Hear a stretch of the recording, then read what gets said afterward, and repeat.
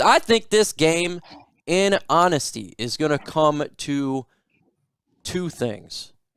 It's going to come to running the football, stopping the run, the offensive defensive line of both teams. If we can stop their defensive line and we can hold, if Sewell can do his job, I think the Lions have a chance. If they can't and that line gets leaky, Jared Goff going to have a long freaking day. Because if the offensive line can hold and you can run the football, you can control the clock. In theory, your defense rests. There's the opposite. But if it doesn't work out like that and Jared Goff's getting hit left and right, we don't have a chance. You got to be able to stop that defense. You have to be able to run the football, and it's going to be predicated on the trenches. This game is trench warfare, World War I in a hole. That's what this game's going to be. It's not going to be a giant powerhouse, high-flying wide receivers and all this. It's going to be stopping the run, getting after the quarterback, and a tight end in the middle. I think that's what we're going to see. You know what? It's actually quite funny that that I saw that we signed that kid. That the kid was he's like an outside linebacker, played at Liberty, played good just in a preseason I just watched. I don't know who the Chargers play. The Chargers released him, and he's a pass rushing outside linebacker. It's a guy, he's about 6'2", 240 pounds with a lot of speed. The game I watched him play just like maybe a few days ago, he was very undisciplined though. But he made a few plays. He kind of made up for it. He's a guy that has some giddy up to the quarterback. It's a really good size. He looks like a guy that's going to play that Sam linebacker for the Detroit Lions. He's on the practice squad and he's got some quarterback rush to him. So I'm actually quite intrigued about that kid. I might do a video on him. I thought that, look, they're transparent, but at the same time, the one thing they said is we're not trying to get younger, is just how it ended up being. I'm going to call the BS flag on that one. I think that's exactly what they're trying to do, is getting younger. I appreciate the transparency that they do, but that's my personal opinion on it. And just like they were saying, they felt like there was higher ceilings for some of these players, and that's why they kept them. They have 7 wide receivers because they felt like all 7 were worthy of making the roster. They have a lot of running backs on the football team, practice squad, and normal 53 because they felt like those players deserve to be on the roster, and I actually 100% concur with that. Regardless of how many positions, just do the best 53 and the best 16 in the practice squad. Do you think our corners and safeties shine or tank this year? I think it's going to be a lot of growth from all positions, but when it comes to it, man, you want to see Amani get better, which I think personally, Amani was probably the best corner that we had last season. But when it comes to it, you want to see Jeff Okudah make that year 2 leap. So I really want to see both of those guys become, ultimate lockdown players and guys that can make plays. Because, right now the secondary is probably the youngest that they probably have ever been in a very, very long time. And you got Will Harris. I think with Will Harris, you just got to put him in a position to make plays. Will Harris is a box safety. You have to put him in a position where he's able to be that box safety for you and make plays, sort of kind of like a Budda Baker coming up, making tackles in the backfield or whatever like that. I think that's where he's going to flourish at. He's not the guy that's great in coverage. That's Tracy Walker. Tracy Walker's a little bit better, but sometimes Tracy gets, he gets beat every now and then, and that's going to happen with the secondary. You're going to get beat sometimes. You're not going to be able to make plays on every single thing, but you don't want to get beat all the time as well. So with that secondary as being as young as it is, I want to see all of those guys get developed and go to the next level, especially with Tracy Walker, who's probably been there the longest out of all the secondary. Respect from California. What are the strongest parts of the Lions team this year? What team from history would you say you guys will play like, if any? Okay. So the strongest part of our team, I'd say right now, is the offensive line. And I think that's the best part of this football team, is be able to pass protect and run block. Obviously, we still got Penei Sewell. He's a rookie, but I still think that's the strong part of our team. Second strength, I'll go with the running game. And what from history would you say you guys will play like, if any? That's a difficult one to say. I would say back in 2010, the Detroit Lions, they didn't start off great, but the end of the year, they won 4 games straight.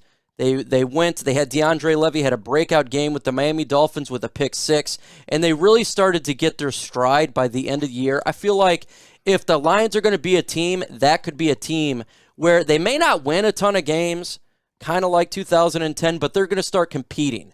And I feel like they're going to be in that type of football identity right there. Who will have a better season, Houston coach or Dan Campbell? I'm going to say that's the Danimal. No doubt about it. Danimal, man. I mean, I think they're in a world of hurt over there. How confident are you in Jared Goff? You know, when it comes to Jared Goff, it's not that I'm not confident in him at all. I think the media really took a big dump on this guy, and I think he's better than what they say he is.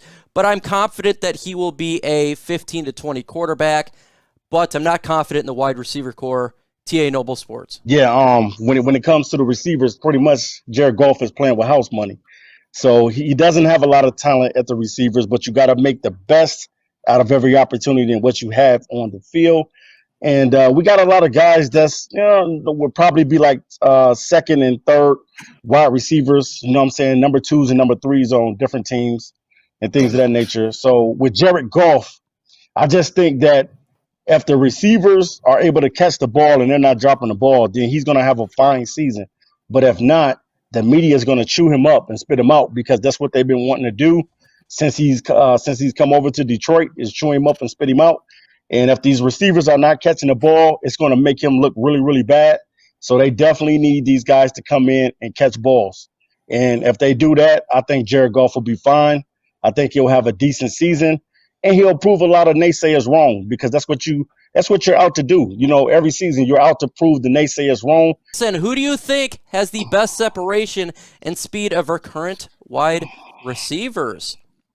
This is a good question. I'm going to go this one to Mark Orem. Who has the best separation and speed of our current wide receivers? I say the best separation and the best speed right now would have to be Tyrell Williams.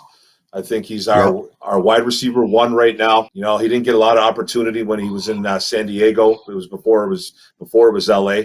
I signed some big money to go to Vegas, and I think he's a good wide receiver. He's not just a guy that's just gonna run fast, though. He actually has some talent. He's one of the guys that I do have some trust in, but he just needs to stay healthy. He can run routes. He can fly.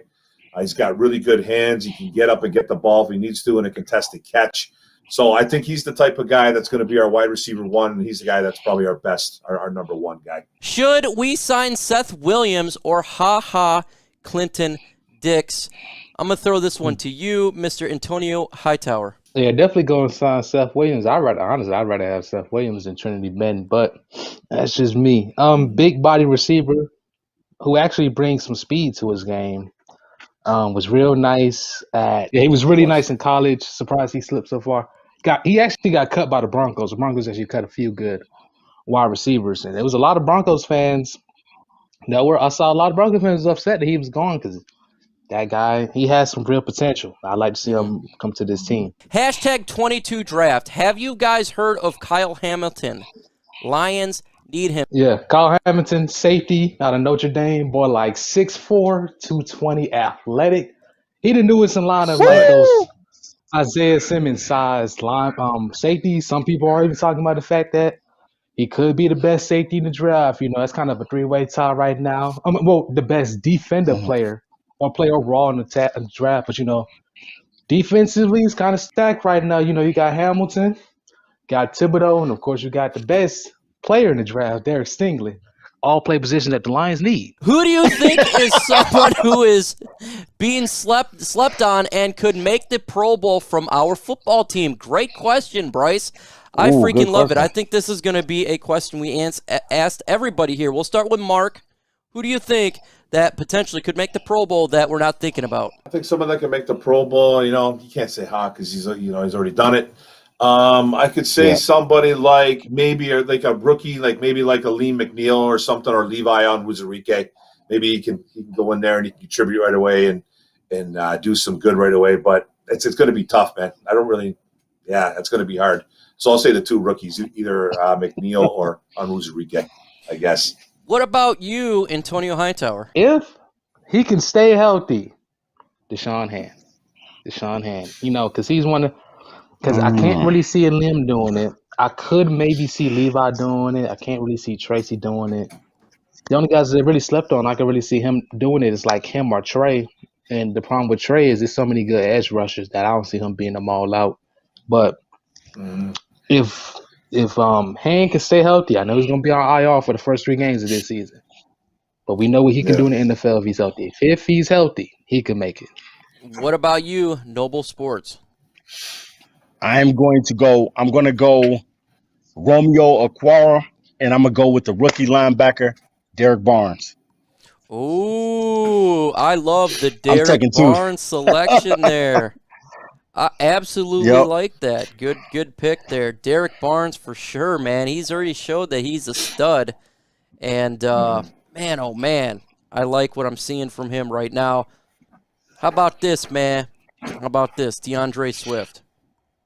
DeAndre Swift for the Pro Bowl. Yeah. If he can stay healthy, we're going to run him. Let's do it. We're going to run him, man. So I'm going to say DeAndre Swift. I feel like he's going to be ran upon if he stays healthy. It's all about health. What do you think about linebacker